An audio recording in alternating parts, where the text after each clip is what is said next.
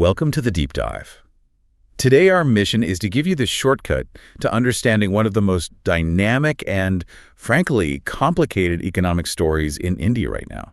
We're looking at the state of the information technology industry in Maharashtra as we head into 2026. And it's a story of real contrast, isn't it? It really is. You've got these massive, incredibly ambitious policy pushes. I mean, these are long-term structural bets happening at the exact same time as a pretty challenging global economic environment that's making everyone cautious. So for you, our listener, we're unpacking how Maharashtra is trying to translate its dominance in attracting capital into something more. Exactly, into high-skilled, diversified growth, especially across IT and what they call ITES, or IT-enabled services.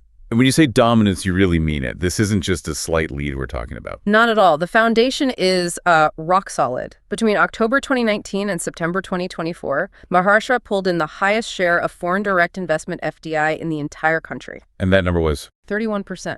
So the issue isn't attracting the money. The real strategic focus now is guiding that massive influx toward high-value, future-ready sectors. Okay, let's unpack that shift, because the centerpiece of this whole strategy, maybe the biggest headline from late 2025, is this push for global capability centers, GCCs. Exactly right. In October 2025, the state officially launched the Maharashtra Global Capability Center policy.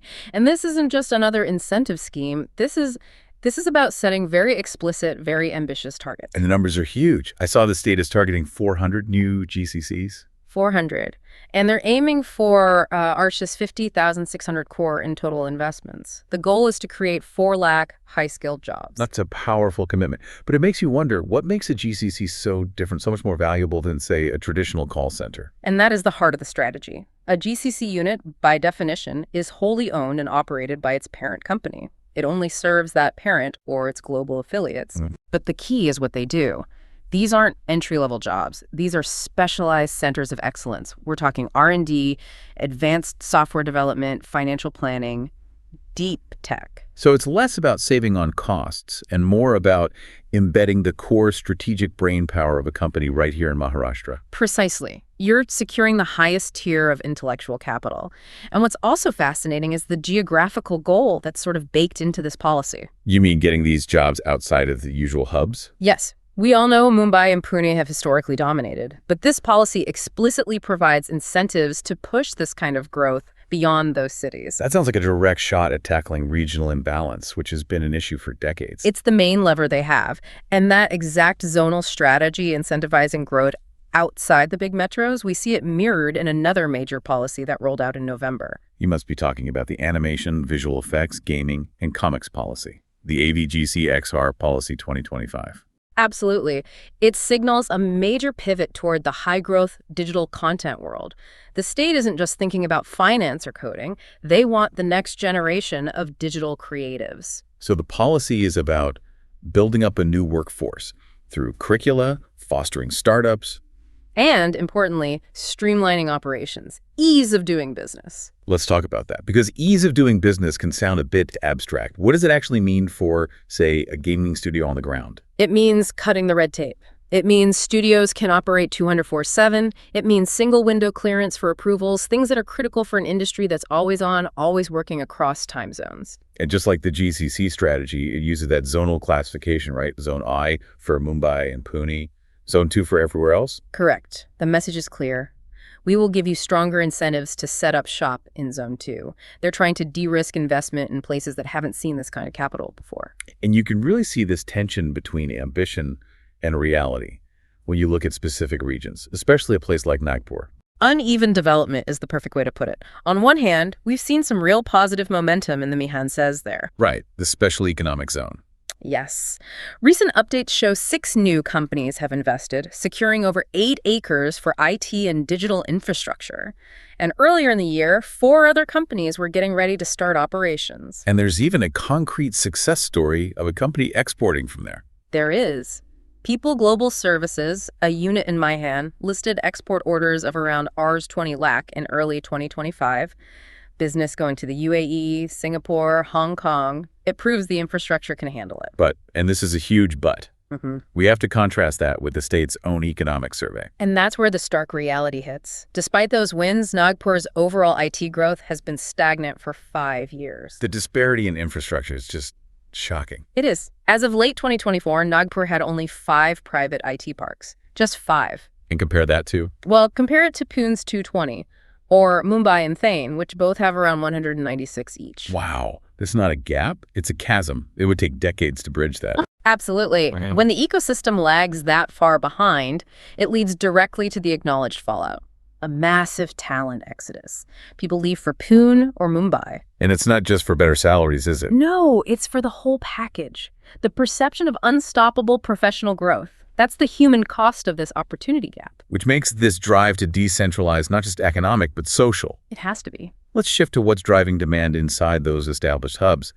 In Pune, it seems like AI adoption isn't optional anymore for businesses. It's the new baseline. A recent study found that 9 out of 10 small and mid-sized businesses in Pune are speeding up their AI adoption. And not just for show. No, 60% are prioritizing AI and automation specifically for operational efficiency to survive and compete. So Pune's local engine is firing on all cylinders with AI.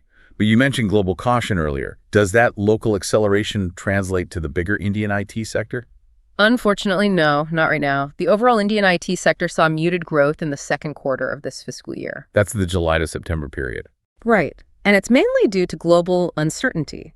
Big clients in the US and Europe are in a wait-and-watch mode before they commit to those huge, transformative AI deals. So they're hesitating on the big contracts. Exactly. There's a pause. And while that software side is paused globally, Maharashtra is making these massive structural bets on the hardware side, the digital backbone. Data centers. Yeah. Mumbai is really cementing itself as the leader in India. It's already number 1, having surpassed the 4-gigawatt milestone. But what's really incredible is its global standing. The amount of data center capacity currently under construction in Mumbai is huge. It ranks 6th globally. 6th in the world. So it's outpacing established hubs. It has officially surpassed London in terms of capacity being built right now. You're seeing massive projects like from Prestige Group in Navi Mumbai. It's a huge bet that future demand for AI processing and cloud services is flowing right through here. And of course, if you're building a massive digital hub, you absolutely have to protect it.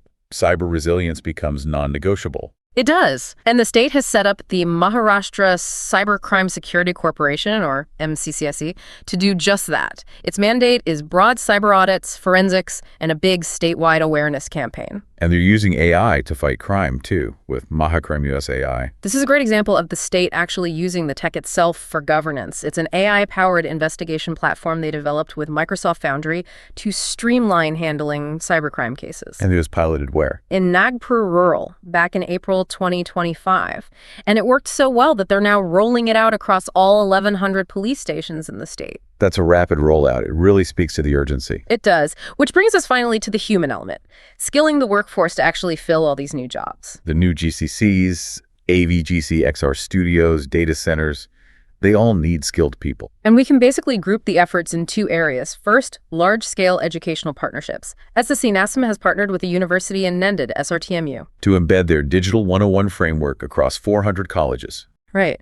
And the goal is massive. They're aiming to upskill 1.5 lakh students. It requires a real mindset shift. I saw a quote from the CEO of ITITE's SSC NASCOM about that. Yes, comparing upskilling to physical fitness, it's not a one-time thing. It has to be continuous daily just to keep pace. And to make sure this knowledge reaches everyone, not just students in the big cities. They're focused on localization. Back in January, the Chief Minister unveiled the Marathi version of the Skill India Digital Hub platform. Which gives people access to what? Over 7,000 skill courses, including specialized stuff like Industry 4.0, AI, machine learning, all in the local language. It removes a major barrier. And skilling the talent pool connects directly to supporting entrepreneurs. That brings us to the startup and innovation policy. Under that policy, startups can get tailored financial assistance, seed funding, but it's based on their market impact and potential. It's not a free-for-all. And there's a specific body overseeing this. Yes, the Maharashtra State Innovation Society, MSINS, they're the gatekeepers, making sure the state's resources go to high-potential ventures. And for those not founding a startup, there are schemes to get them work experience. That's right.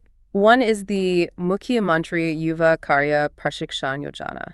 It gives job seekers aged 18 to 35 6 months of practical work experience and a stipend.